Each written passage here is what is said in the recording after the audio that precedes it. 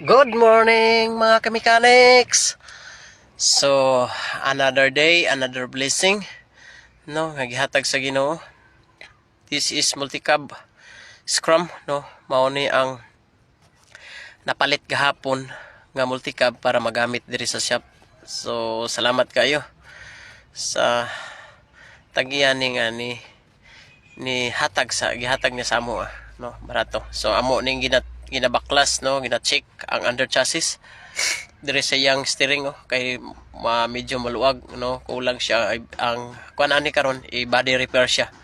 Tapos baklas na mo ang mga tie rod, suspension arm, mga brake among gina-check dire sa atras. So makita na to ang yantas na grabe na, hasta ang mga stag bolt, mga wheel nut, no, mga taya na. So kailangan siyang katingon.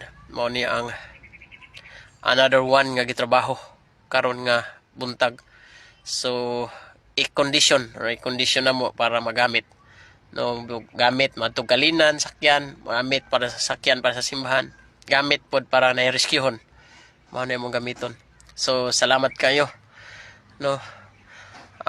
Sa kayo sa Ginoo. So mga ka-mechanics dyan, amping konting ingat jud, inom ra ng tubig. Then salamat sa tanan. Bye bye and God bless.